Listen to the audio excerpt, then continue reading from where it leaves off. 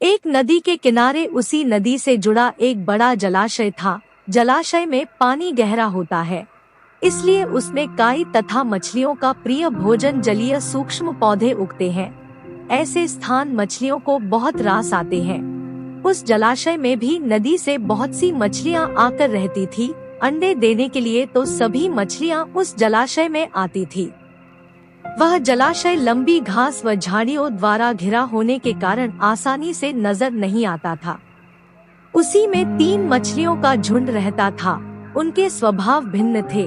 अन्ना संकट आने के लक्षण मिलते ही संकट टालने का उपाय करने में विश्वास रखती थी। प्रत्यु कहती थी कि संकट आने पर ही उससे बचने का यत्न करो। यदि का सोचना था कि संकट को टालने या उससे बचने की बात बेकार है। करने कराने से कुछ नहीं होता। जो किस्मत में लिखा है वह होकर रहेगा। एक दिन शाम को मछुआरे नदी में मछलियां पकड़कर घर जा रहे थे।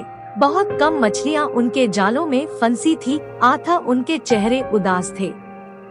तभी उन्हें झाड़ियों के ऊपर मछलीखोर पक्षियों का झुंड जाता दिखाई दिया। सबकी चोंच में मछलियां दबी थी। वे चौंके।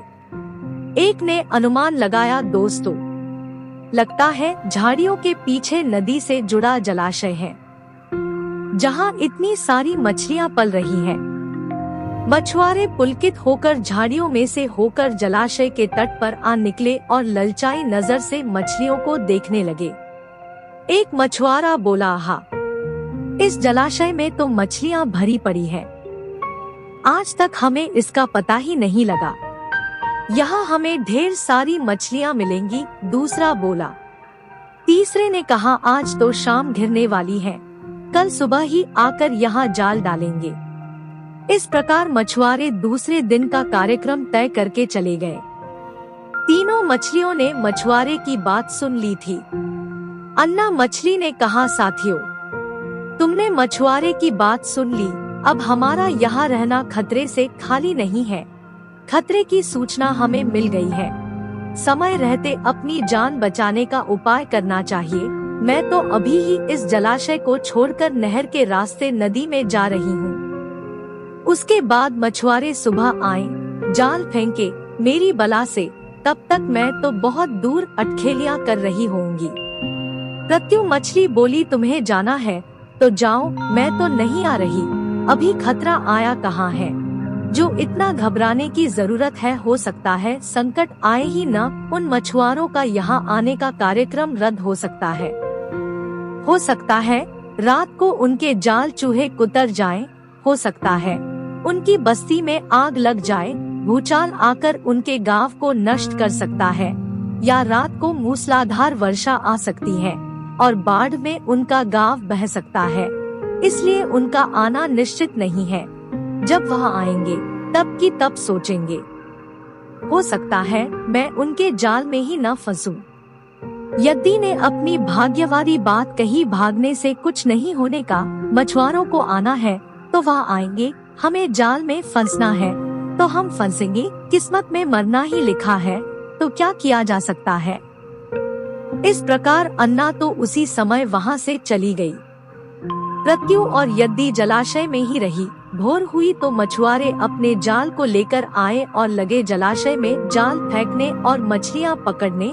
प्रत्यु ने संकट को आए देखा तो लगी जान बचाने के उपाय सोचने। उसका दिमाग तेजी से काम करने लगा।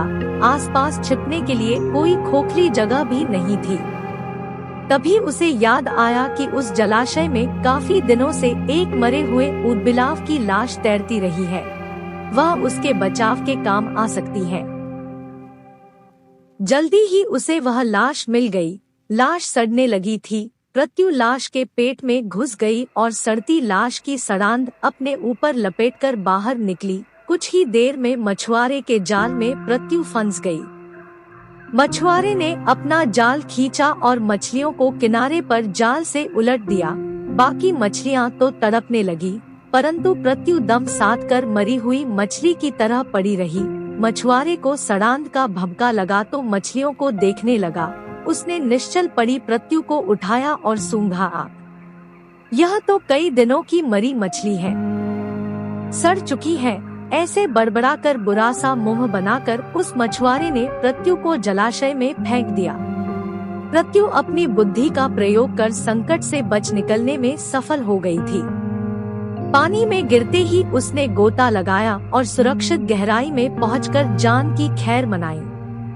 यद्दी भी दूसरे मछुआरे के जाल में फंस गई थी और एक टोकरे में डाल दी गई थी। भाग्य के भरोसे बैठी रहने वाली यद्दी ने उसी टोकरी में अन्य मछलियों की तरह तड़पतड़ कर प्राण त्याग दिए। सीख, भाग्य भी उन्हीं का साथ देता है जो कर्म में विश्वास रखते हैं और कर्म को प्रधान मानते हैं। भाग्य के भरोसे हाथ पर हाथ रखकर बैठे रहने वाले का विनाश निश्चित है। दोस्तों, अगर आपको ये कहानी अच्छा लगा हो तो कृपया इस वीडियो को लाइक करके चैनल को सब्सक्राइब जरूर कीजिएगा। धन्यवाद।